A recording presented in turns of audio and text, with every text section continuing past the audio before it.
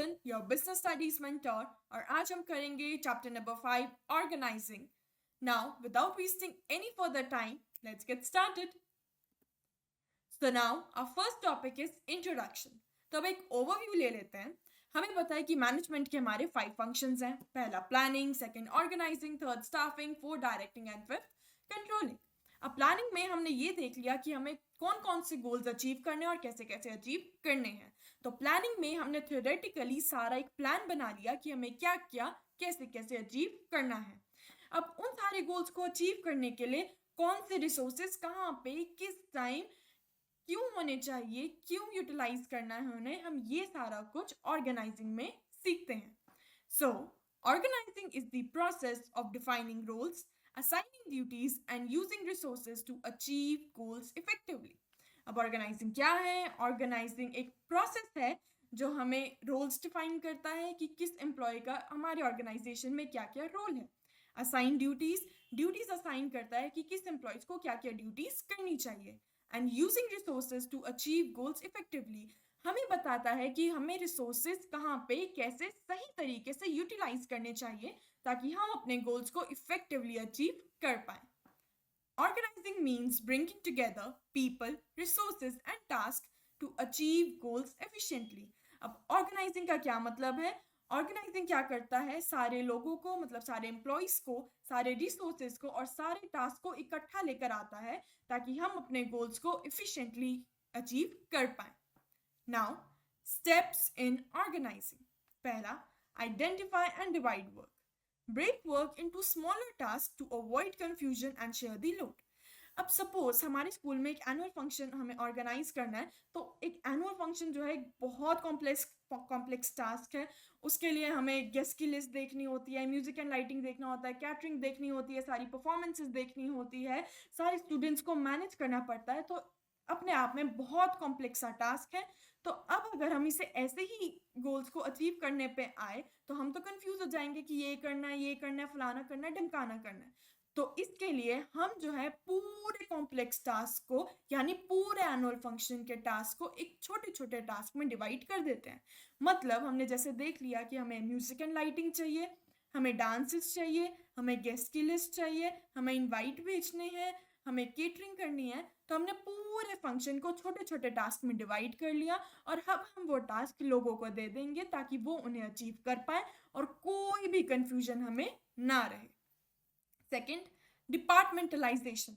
Departmentalisation मतलब जो similar task हैं उन्हें हम एक साथ मिला के एक डिपार्टमेंट में जोड़ के रख दें. Group similar task into department. Example, by area और बाय प्रोडक्ट टाइप. अब डिपार्टमेंटलाइजेशन हमारी 2 टाइप से होती है. अब हम या तो एरिया के अकॉर्डिंग चीज़ों को कैटेगराइज कर सकते हैं या हम प्रोडक्ट के अकॉर्डिंग कैटेगराइज कर सकते हैं. नाउ सपोज मैंने एक ऑनलाइन वेबसाइट लॉन्च की. अब उसमें मैं ईयरिंग सेल कर रही हूँ, मैं रिंग सेल कर रही हूँ, मैं नेकलेसेस सेल कर रही हूँ. तो अब मैं इन सबको अलग अलग सेल करने की बजाय क्या करूँगी, एक ज्वेलरी का डिपार्टमेंट बना दूंगी जिसमें मैं इन सारी ज्वेलरी को इकट्ठा करके रख दूंगी. अब सिमिलरली मैं उस शॉपिंग वेबसाइट में विमेन की ड्रेसेस डाल रही हूँ, विमेन की शर्ट्स डाल रही हूँ, विमेन की पैंट्स डाल रही हूँ. तो अब मैं इन सबको अलग अलग बेचने की बजाय विमेन का डिपार्टमेंट बनाऊंगी और इन सारी चीज़ों को उसमें कैटेगराइज करके रख दूंगी. Third, assigning duties. Match jobs with skills and give each person clear responsibilities. मतलब एम्प्लॉयज को उनके स्किल के अकॉर्डिंग उनकी जॉब असाइन करना ही असाइनिंग ड्यूटीज होता है. एग्जाम्पल, ऑर्गेनाइजेशन में अकाउंटिंग के लिए ज़रूरत है किसी एम्प्लॉय की, तो उसके लिए हम अकाउंटेंट रखेंगे, ना कि हम सेल्स पर्सन को कह देंगे कि आके हमारे अकाउंट्स मैच करो. नाउ सिमिलरली किसी फंक्शन में हमें केटरिंग की नीड है तो वहाँ पे हम एक केटरर को जिसकी स्किल्स है केटरिंग उसे ही केटरिंग के लिए रखेंगे. हम जाके कैमरामैन को नहीं बोल देंगे कि जाओ जाके केटरिंग करो. तो मतलब जो एम्प्लॉय जिस स्किल का है उसे उसी स्किल की जॉब दो. Fourth, set authority and reporting lines. Create a hierarchy who reports to whom for a better coordination. अब सारे एम्प्लॉयज़ हैं, वो आके मुझे तो नहीं बता सकते ना कि हाँ, हमने ये काम कर लिया, अब हमें क्या करना चाहिए, ये प्रॉब्लम आ गई, ये बात नहीं मान रहा। अब अगर सारे आके मुझे रिपोर्ट करेंगे, तो मैं अपना काम कब करूँगी? ओनर अपना काम कब करेगा? तो हमें एम्प्लॉयज़ को ये बताना होता है कि उन्हें किसको रिपोर्ट करना है, किससे इंस्ट्रक्शन लेने हैं, किसके लिए वो अकाउंटेबल होंगे और कहाँ से अपनी प्रॉब्लम्स रिज़ॉल्व करवानी है। Our next topic is importance of organizing.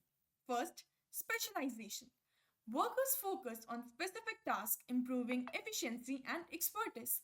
अब मैं अपने स्किल की जॉब को बहुत टाइम से करती जा रही हूँ, तो डेफिनेटली मेरा उसमें एक्सपर्टिस हो जाएगा, मैं उसमें बहुत ज़्यादा प्रोफेशनली काम करने लग जाऊंगी, मैं उसमें स्पेशलाइज्ड हो जाऊंगी, मेरे हाथ में उस चीज़ का शफा वो है वो आ जाएगा ना। सपोज एक सर्जन है, वो पिछले 20 सालों से सर्जरी ही करता जा रहा है, तो डेफिनेटली वो सर्जरी में एक मास्टर बन जाएगा, उसका एक एक्सपर्ट बन जाएगा, सर्जरी में उसे स्पेशलाइजेशन हासिल हो जाएगी, तो इसलिए वो जो अपना काम है वो एफिशिएंटली और इफेक्टिवली कर पाएगा। Second, clear rules define who does what, reducing confusion. अब हम ऑर्गेनाइजेशन में पहले ही एम्प्लॉयज को बता दें कि आपको ये काम करने हैं, तो उससे है कोई भी कंफ्यूजन नहीं रहेगा, उन्हें पता होगा हमें जाके ये काम करना है, that's it. Third, efficient resource use avoids overlap, reduces waste and maximizes output। अब जब हम रिसोर्सेज को एफिशिएंटली यूज करेंगे, तो उससे हमारे जो ओवरलैप है, किसी किसी एक्टिविटी को दो इंडिविजुअल्स बार बार करी जा रहे हैं, मैं किसी एक्टिविटी को कर रही हूँ, सामने वाला भी उस एक्टिविटी को कर रहा है और मुझे पता ही नहीं है कि वो ये एक्टिविटी कर रहा है, तो ऐसी ऐसी जो वेस्टफुल एक्टिविटीज होती हैं, रिसोर्सेज को वेस्ट करना होता है, कंफ्यूजन होती है, जो इतना सारा मिस क्रिएट होता है, ये क्रिएट होना बंद हो जाएगा, सारे अपना काम क्लियरली, इफेक्टिवली, एफिशिएंटली, सही तरीके से कर पाएंगे। Adaptability helps adjust to changes in business needs smoothly। अब ऑर्गेनाइजिंग से क्या होता है, जो जो चेंजेस हमारे ऑर्गेनाइजेशन में आ रहे होते हैं, एम्प्लॉयज जो हैं उन्हें स्मूथली अडेप्ट कर लेते हैं, ज़्यादा ना नुक्कर नहीं करते, ज़्यादा टैंट्रम शो नहीं करते और अपना काम अच्छे से करते जाते हैं, पीसफुली सब कुछ हो जाता है। Effective administration clear rules lead to smooth work execution and easier management. अब मुझे पता है कि मुझे क्या काम करना है, मेरे साथ वाले एम्प्लॉय को पता है उसे क्या काम करना है, हमारे ऑर्गेनाइजेशन में सब एम्प्लॉयज को पता है कि उन्हें क्या क्या काम करना है, तो उससे जो है कंफ्यूजन नहीं होगी, हमारे रिसोर्सेज वेस्ट नहीं होंगे, सारे आएंगे शांति से अपना काम करेंगे चले जाएंगे, तो स्मूथली हमारे ऑर्गेनाइजेशन के गोल भी अचीव हो जाएंगे और क्योटिक मेस ऐसा कुछ क्रिएट नहीं होगा, मैनेजमेंट भी हमारा बहुत इजी हो जाएगा। Now team development delegating work build skill and boost creativity.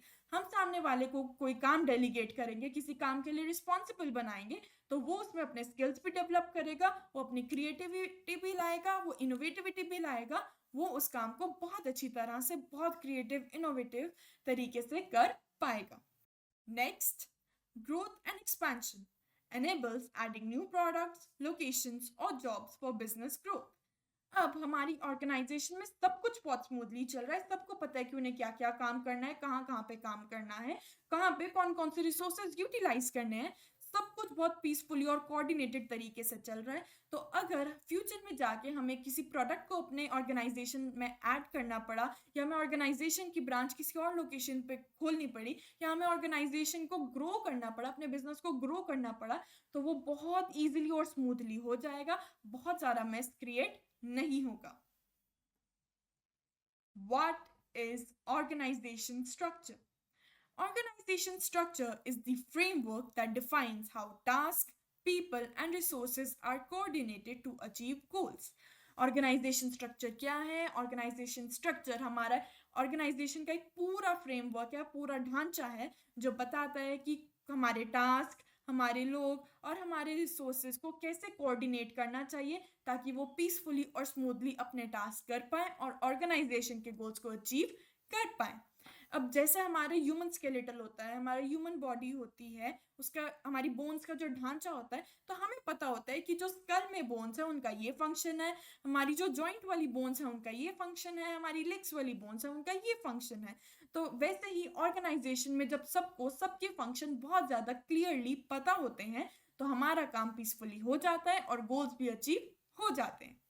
It specifies authority and responsibilities, ensuring smooth functioning and communication within the business.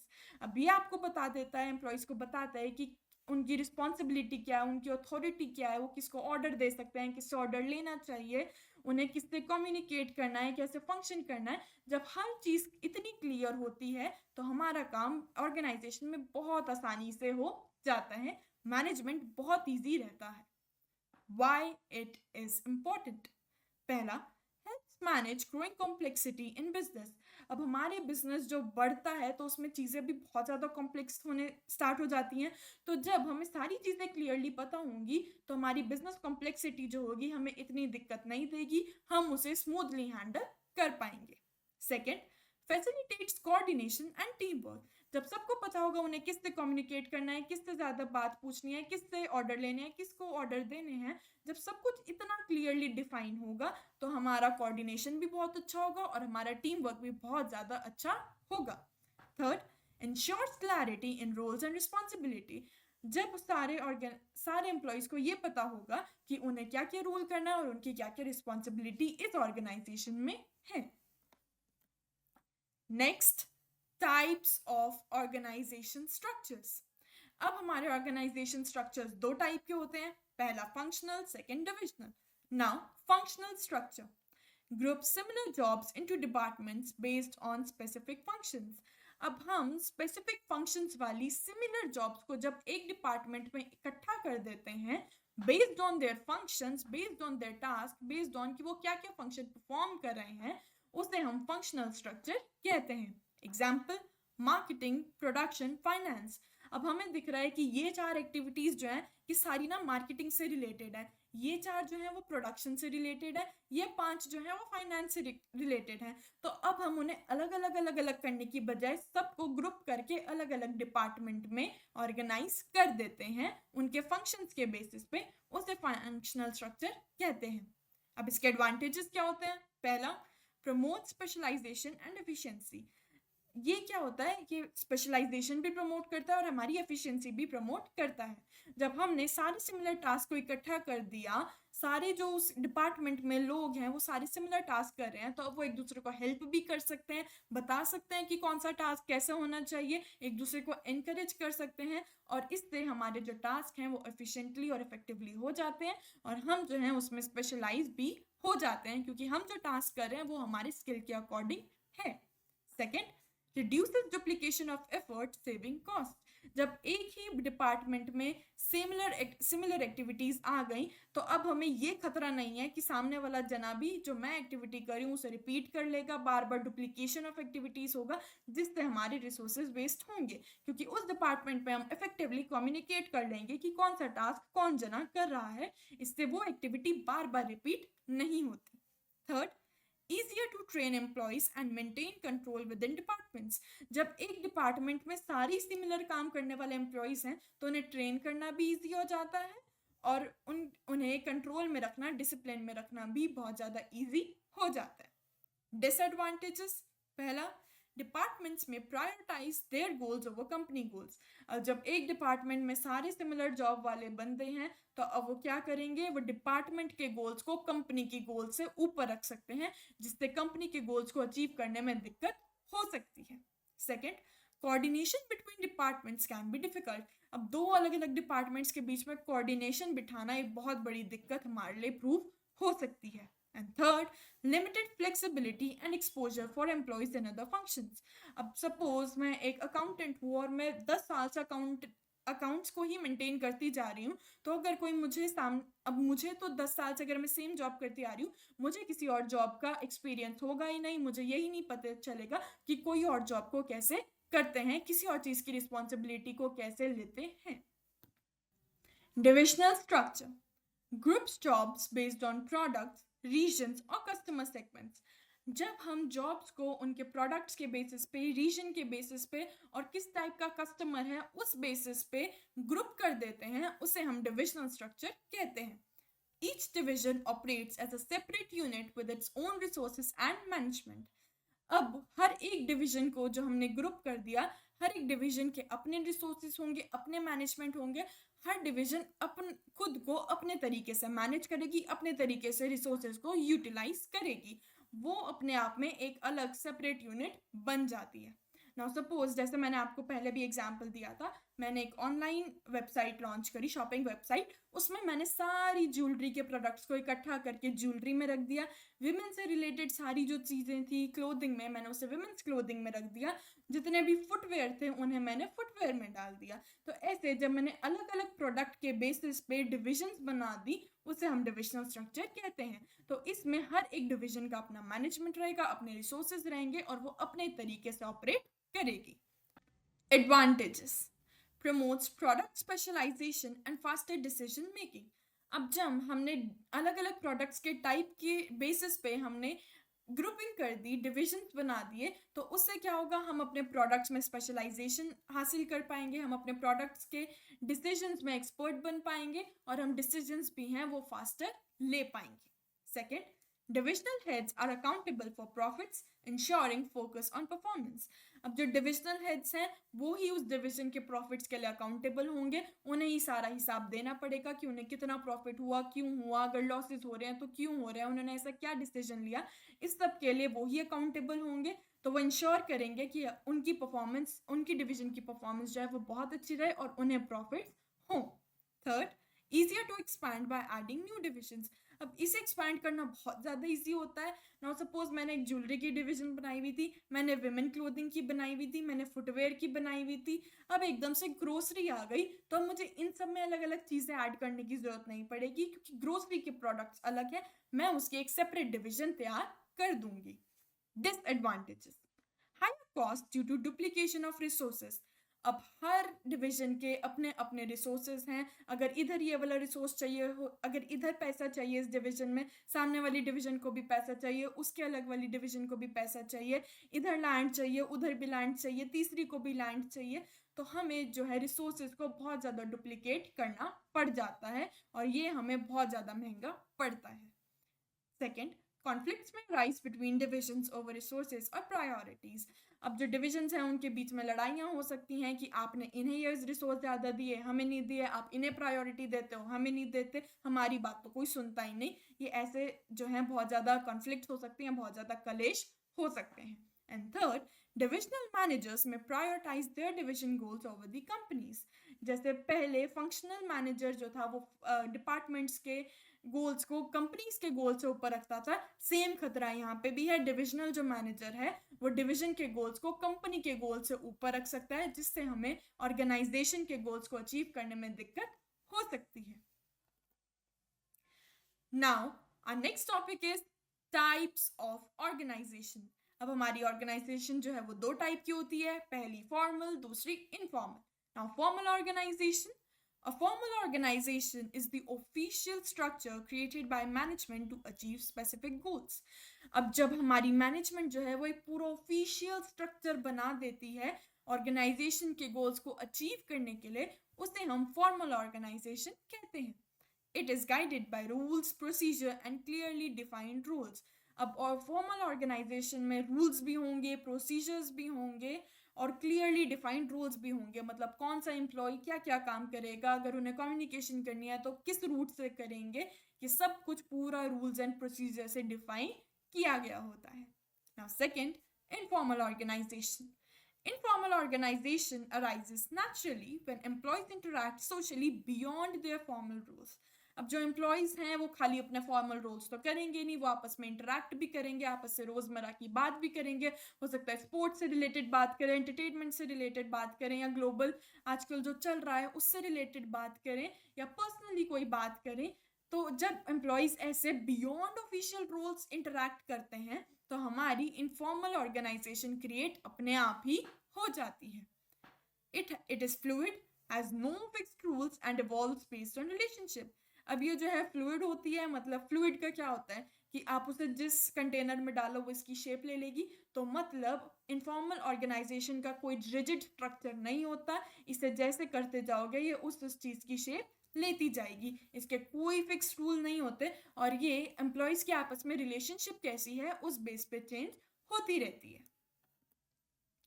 Now formal organization features defines relationships and responsibilities clearly. अब हमारी formal organization में employees की relationship, official relationship कैसी होनी चाहिए और उनकी official responsibilities क्या क्या होनी चाहिए, उन्हें कोई काम कैसे कैसे किस टाइम पे कब करना चाहिए, ये सारा बिल्कुल क्लियरली डिफाइंड होता है। Second, follows rules and procedures for goal achievement. अब फॉर्मल ऑर्गेनाइजेशन में हमें सारे रूल्स भी फॉलो करने पड़ेंगे, सारे प्रोसीजर भी फॉलो करने पड़ेंगे। क्यों करने पड़ेंगे? ताकि ऑर्गेनाइजेशन के गोल अचीव कर पाए। Third, focus on coordination between departments. अब गोल्स अचीव करने के लिए ये जरूरी होता है कि हमारे जितने भी डिपार्टमेंट्स हैं उनमें कम्युनिकेशन अच्छा हो, उनका कोऑर्डिनेशन अच्छा हो, ताकि सारी जो फंक्शनिंग है वो स्मूथली हो जाए, कोई ज्यादा रुकावट ना आए। Fourth, designed deliberately by management. ये मैनेजमेंट जो है इंटेंशनली डिजाइन करती है, डेलिबरेटली डिजाइन करती है, जानबूझ के डिजाइन करती है। Fifth, emphasizes work over personal relationship। जब आप एक फॉर्मल ऑर्गेनाइजेशन में होते हो तो आपको अपनी पर्सनल लाइफ से ऊपर रखना पड़ता है अपने कंपनी के गोल्स को, अपनी कंपनी के रिलेशनशिप्स को। मतलब आपको पहले कंपनी के गोल्स अचीव करने होते हैं, फिर उसके बाद आप अपने गोल्स के बारे में, अपने पर्सनल गोल्स के बारे में सोच सकते हो। एडवांटेजेस, पहला, clear responsibilities make accountability easier. अब अगर मुझे पता है कि मेरी क्या क्या रिस्पॉन्सिबिलिटीज हैं तो मुझे पता है कि मैं किस किस चीज़ के लिए अकाउंटेबल हूँ, मेरे पास कोई भी कंफ्यूजन नहीं रहेगी और मैं अच्छे से अपना काम कर पाऊंगी। Second, avoids confusion with clearly defined rules. जब एम्प्लॉयज को अपने सारे गोल्स क्लियरली पता होंगे कि किस एम्प्लॉय को कहाँ पे किस टाइम क्या काम करना है, तो उससे कोई भी कंफ्यूजन नहीं रहेगी और स्मूथली सारे काम होते चले जाएंगे। Third, ensures unity of command and smooth goal achievement। हमें जितने अब एम्प्लॉयज़ को पता होगा कि उन्हें किस एक अपने सुपीरियर से ऑर्डर्स लेने हैं और वो किसे अकाउंटेबल होंगे, और इससे हमारे जो ऑर्गेनाइजेशन के गोल्स हैं वो स्मूथली अचीव हो जाएंगे। Fourth, provide stability with predictable employee behaviour. अब और फॉर्मल ऑर्गेनाइजेशन में हमें पता है कि रोल्स हमारे क्या क्या हैं, रिस्पॉन्सिबिलिटी क्या है, अथॉरिटी क्या है, हम क्या किस चीज़ के लिए किसको अकाउंटेबल है। तो जब हमें पता है ये सारी चीज़ें तो हमें ये भी पता चल जाएगा कि इस एम्प्लॉय का बिहेवियर कैसे रहने वाला है। जब हम ये प्रिडिक्ट कर पाएंगे तो हम ऑर्गेनाइजेशन को स्टेबिलिटी दे पाएंगे, एम्प्लॉयज को स्टेबिलिटी दे पाएंगे। डिसएडवांटेजेस, पहला, decision making may be slow due to rigid communication. अब ऑर्गेनाइजेशन में जो है वो फिक्स्ड प्रोसीजर्स होते हैं, फिक्स्ड रूल्स होते हैं, बहुत ही रिजिड चीज़ें होती हैं।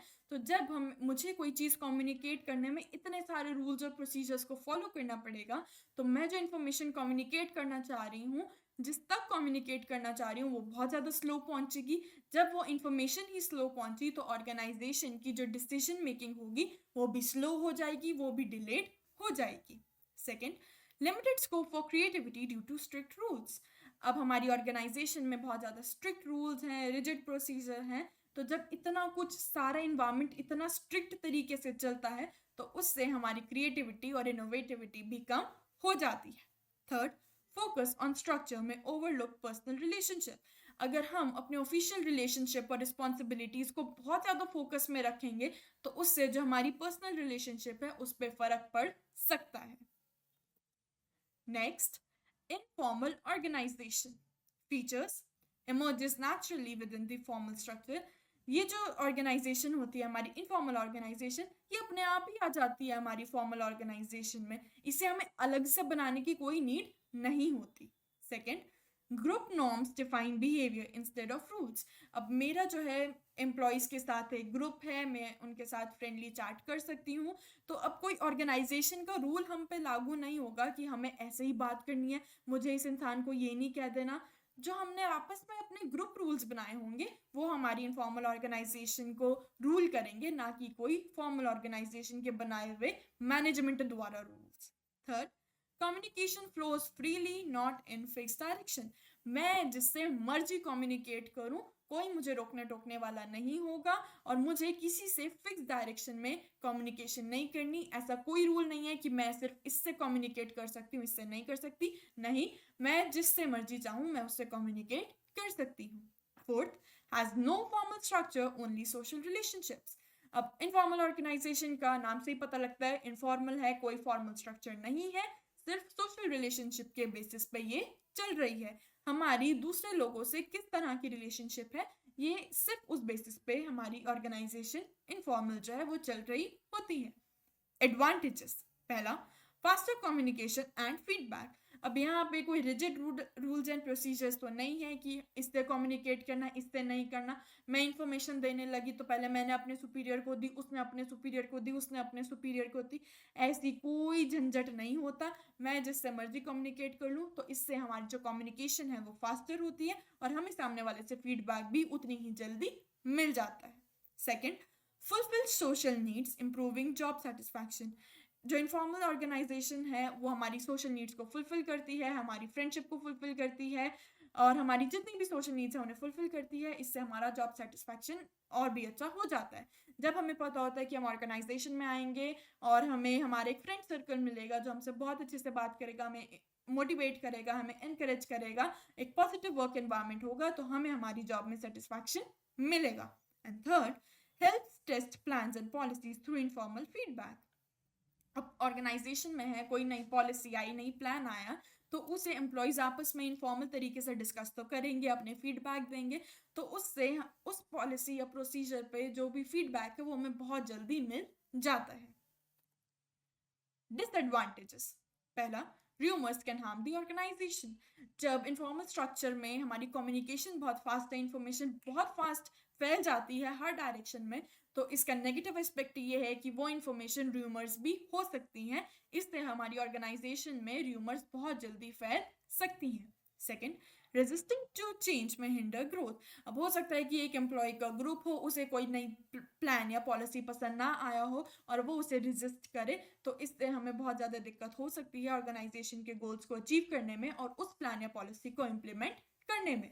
And third, group pressure can work against organizational goals. अब सपोज कि हमें हमारे सुपीरियर ने कुछ कहा या हमें कोई ऑर्डर दिया गया, कोई इंस्ट्रक्शन दी गई, बट हमारे ग्रुप ने डिसाइड कर लिया कि हमें ये पसंद नहीं आई और हम आपकी बात नहीं मानेंगे, तो जो है हमारे ग्रुप ने सामने वाले पे बहुत ज़्यादा प्रेशर एक्सर्ट किया कि हम आपकी बात को नहीं मानने वाले, हम इस चेंज को रेजिस्ट करते हैं, तो इससे जो है हमारे ऑर्गेनाइजेशनल गोल्स को अचीव करने में बहुत ज़्यादा दिक्कत हो सकती है, बहुत ज़्यादा रुकावट, हिंड्रेंस जो है वो आ सकती है।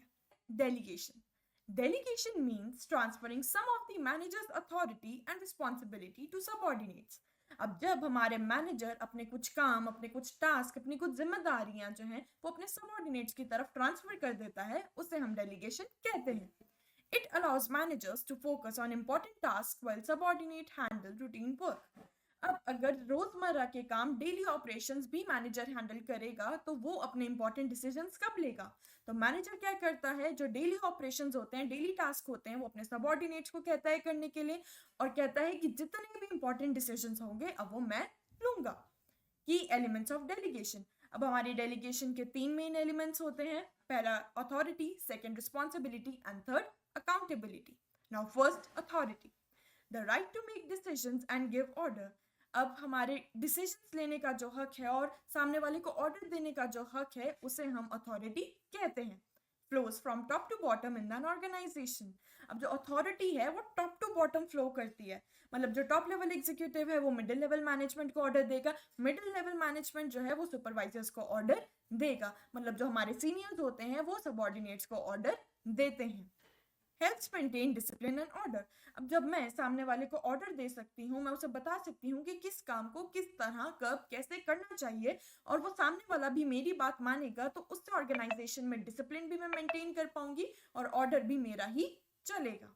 अब हम घर का एग्जाम्पल लेते हैं। तो मम्मा ने क्या किया, मम्मी ने घर के बड़े बच्चे को ऑर्डर दे दिया कि वो घर के छोटे बच्चे का होमवर्क कराए, उसे कल के टेस्ट की तैयारी कराए, एग्जाम की तैयारी कराए। तो इसमें मदर की क्या थी, अथॉरिटी थी कि वो अपने बड़े बच्चे को ऑर्डर दे सकती थी। Second element, responsibility, the obligation to perform the assigned task. अब जो बड़ा बच्चा मम्मी के ऑर्डर्स फॉलो करेगा और छोटे सिबलिंग को कल के टेस्ट की तैयारी कराएगा, वो उसकी रिस्पॉन्सिबिलिटी होगी, यानी छोटे सिबलिंग को उस अपने कल के टेस्ट की तैयारी कराना उसकी जिम्मेदारी होगी। flows upwards as subordinates reports to superior। अब जो हमारी रिस्पॉन्सिबिलिटी होती है वो हमारी बॉटम टू टॉप जाती है, यानी सबऑर्डिनेट्स जो होते हैं वो अपने सीनियर्स को रिपोर्ट करते हैं। जो हमारे सुपरवाइजर्स होंगे वो मिडिल लेवल मैनेजमेंट को रिपोर्ट करेंगे, मिडिल लेवल मैनेजमेंट जो होगी वो टॉप लेवल मैनेजमेंट को रिपोर्ट करेगी। Third, authority and responsibility must be balance. अब जो हमारी अथॉरिटी है और रिस्पॉन्सिबिलिटी है दोनों एक सेम लेवल पे होने चाहिए, दोनों बैलेंस होने चाहिए।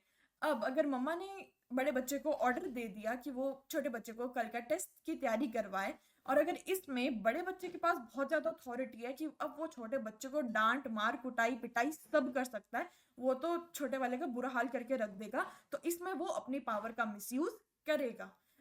और अगर मम्मी ने बड़े बच्चे को ऑर्डर दिया लेकिन उसकी अथॉरिटी कम कर दी, मतलब जो बच्चा है बड़ा बच्चा है वो छोटे बच्चे के प्ले टाइम पे भी रिस्ट्रिक्शन नहीं लगा सकता, उसे जबरदस्ती भी नहीं कह सकता कि वो बैठ के पढ़े। अब छोटा चाहे टीवी देखे मोबाइल देखे, बड़ा उसे कुछ नहीं कह सकता।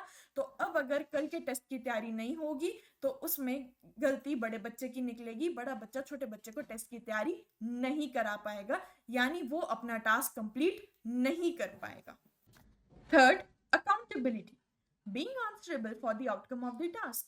जो हमारे पास टास्क मिला था, जो हमें ड्यूटी मिली थी, जो हमें काम मिला था, उसके लिए आंसरेबल होना यानी जवाबदेही होना, उसे हम अकाउंटेबिलिटी कहते हैं। It can not be delegated and flows upwards.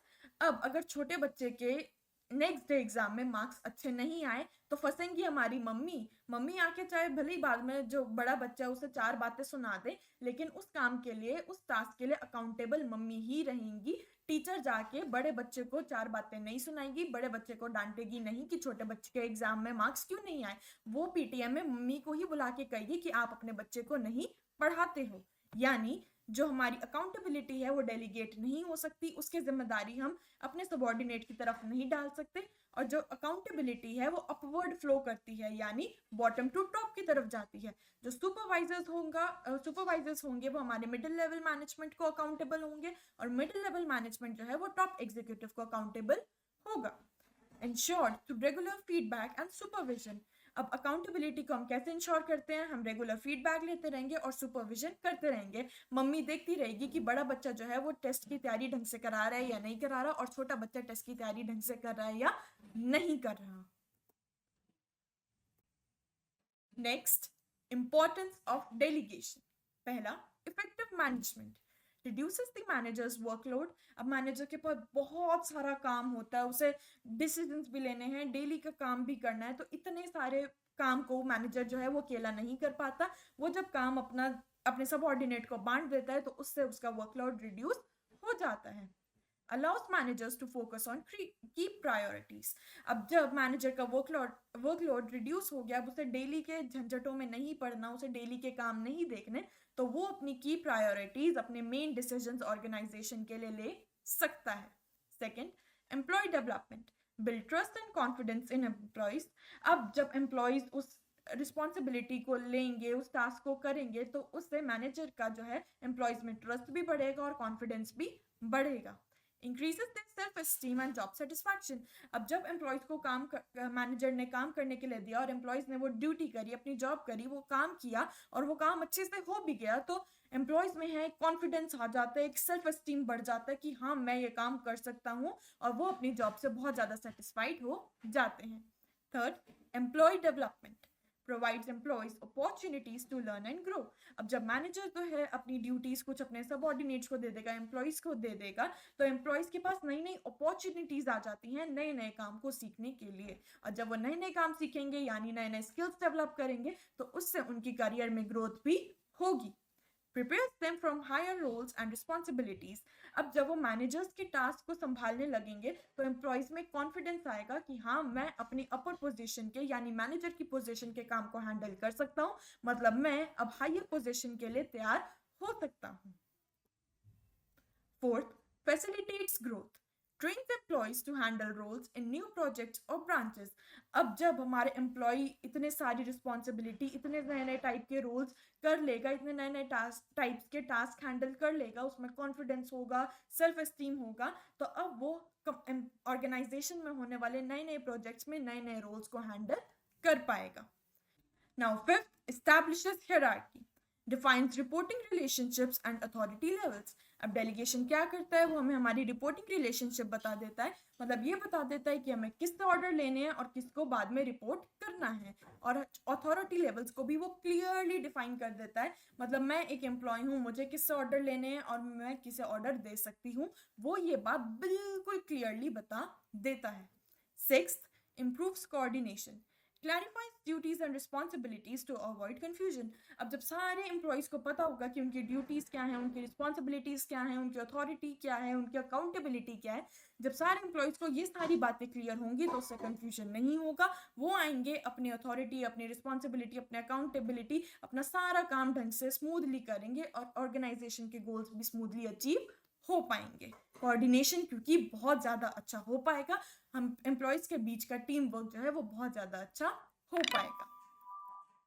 Next, decentralization. Decentralization means sharing decision making power with lower levels of management. अब डिसीजन मेकिंग पावर सिर्फ कुछ लोगों के हाथ में ना रह के जब पूरी ऑर्गेनाइजेशन में बट जाती है, उसे हम डिसेंट्रलाइजेशन कहते हैं. It ensures decisions are made closer to the point of action, making organizations more responsive and efficient. Now, इसमें क्या होता है कि जिस लेवल पे हमें एक्शन लेना होता है, उस लेवल के सबसे क्लोजेस्ट हम डिसीजन लेते हैं, जिससे ऑर्गेनाइजेशन के डिसीजन फास्ट हो जाए. इससे ऑर्गेनाइजेशन बहुत ज़्यादा रिस्पॉन्सिव हो जाती है और उसके काम बहुत ज़्यादा जल्दी और एफिशिएंट तरीके से होने लग जाते हैं. Centralization, top level management makes all decisions. अब जब हम एक ऑर्गेनाइजेशन में सिर्फ टॉप लेवल मैनेजमेंट यानी पूरी ऑर्गेनाइजेशन के केवल कुछ चुनिंदा इंडिविजुअल्स पूरी ऑर्गेनाइजेशन के लिए डिसीजंस लेते हैं, उसे सेंट्रलाइजेशन कहते हैं. And decentralization, decision making authority is spread across all the levels. अब पूरी ऑर्गेनाइजेशन के लिए जो हम डिसीजंस लेते हैं वो हमारी सारी मैनेजमेंट लेवल्स के बीच में वो डिसीजन मेकिंग पावर जब बट जाती है, उसे हम डिसेंट्रलाइजेशन कहते हैं. Now, importance of decentralisation. पहला, encourages initiative, empowers subordinate to take decisions. अब डिसेंट्रलाइजेशन क्या करता है, वो अपने एम्प्लॉयज़ को, अपने सबऑर्डिनेट्स को इनकरेज करता है कि वो इनिशिएटिव लें डिसीजन मेकिंग प्रोसेस में पार्टिसिपेट करने का. क्योंकि अब देखो, अगर मैं किसी ऑर्गेनाइजेशन में लोअर लेवल मैनेजमेंट पे हूँ और मुझे पता है कि इस ऑर्गेनाइजेशन में मुझे डिसीजन मेकिंग प्रोसेस में पार्टिसिपेट करने का फ्रीडम है, मुझे डिसीजन लेने का फ्रीडम है, तो मैं डेफिनेटली इनिशिएटिव करूँगी, डेफिनेटली मैं पहल करूँगी डिसीजंस में पार्टिसिपेट करने का. Boost confidence and problem solving skills. अब मेरे सामने जब 10 तरह की प्रॉब्लम आएंगी, मैं उन्हें एनालाइज करूंगी, सॉल्व करूंगी, उनके लिए सॉल्यूशन निकालूंगी, तो मुझे पता चलेगा कि 10 अलग अलग तरह की प्रॉब्लम्स को कैसे कैसे मैं सॉल्व कर सकती हूँ, और उससे मेरा कॉन्फिडेंस भी बहुत ज़्यादा बढ़ जाएगा और मेरे प्रॉब्लम सॉल्विंग स्किल्स भी उससे बहुत ज़्यादा इंप्रूव हो जाएंगे. Second, develops future managers, provides hands-on experience for employees to grow into leadership roles. अब एक अच्छे लीडर का क्या काम होता है? एक अच्छा लीडर वो होता है जो सही टाइम पे, सही जगह, सही डिसीजन ले पाए. अब जब मेरे सामने इतनी सारी प्रॉब्लम्स हैं, मैं उन्हें एनालाइज कर सकती हूँ, उनके लिए अलग अलग सॉल्यूशंस निकाल सकती हूँ और उन्हें सॉल्व करने की जब मैं डिसीजन ले सकती हूँ सही तरीके से, तो मैं ऑटोमेटिकली लीडरशिप रोल्स के लिए तैयार होना स्टार्ट हो जाती हूँ, मुझे एक्सपीरियंस होना स्टार्ट हो जाता है. Third, speeds up decision making. Decisions are made at levels closer to action, reducing delays. अब जिस पॉइंट पे मुझे एक्शन लेना है, अगर मैं डिसीजन वहीं पे लूँगी तो डिलेज जो हैं ऑर्गेनाइजेशन में वो होनी बंद हो जाएंगी. ना सपोज एक रेस्टोरेंट्स की चेन है इंडिया में, अलग अलग स्टेट्स में उसके ब्रांचेस खुली हुई हैं, एंड सपोज एक स्टेट में एक डिश के लिए वेजिटेबल्स जो हैं वो कम पड़ जाती हैं, तो डेफिनेटली वहाँ का जो कुक है वो सीईओ को तो कॉल नहीं करेगा ना कि मालिक यहाँ की सब्जियाँ कम हो गई. सीईओ दिल्ली में बैठा है, वो देख रहा है कि मेरी 20 ब्रांचेस खुली हुई हैं, अब मैं एक ब्रांच के लिए वो सब्जियाँ तो अरेंज नहीं करने वाला. वो क्या कहेगा, जो आपका ब्रांच मैनेजर है उससे बात करो, वो आपके लिए सब्जियाँ अरेंज करेगा. तो जब मैं instead of talking to CEO directly branch manager से बात करूंगी, क्योंकि वो मेरे डिसीजन लेने के लिए, एक्शन लेने के लिए क्लोजेस्ट है, तो डिलेज ऑटोमेटिकली होना बंद हो जाएंगी और डिसीजन जो है वो फास्टर लिए जाएंगे। Relieves top management, free senior managers to focus on strategic decisions, not daily tasks. अब डिसेंट्रलाइजेशन में जब हमारी डिसीजन मेकिंग पावर बढ़ जाती है तो अब टॉप लेवल मैनेजमेंट को सारे छोटे छोटे डिसीजंस लेने की जरूरत नहीं पड़ती, वो अपने स्ट्रैटेजिक डिसीजंस पे फोकस कर पाती है, अपनी बड़ी बड़ी इंटरनेशनल डील्स, नेशनल डील्स पे फोकस कर पाती हैं और उन्हें ये छोटी छोटी सब्जियों जैसे टास्क के लिए डिसीजंस नहीं लेने पड़ते, जैसा मैंने पिछले एग्जाम्पल में बताया था। Now facilitates growth. Departments function independently, fostering healthy competition and higher productivity.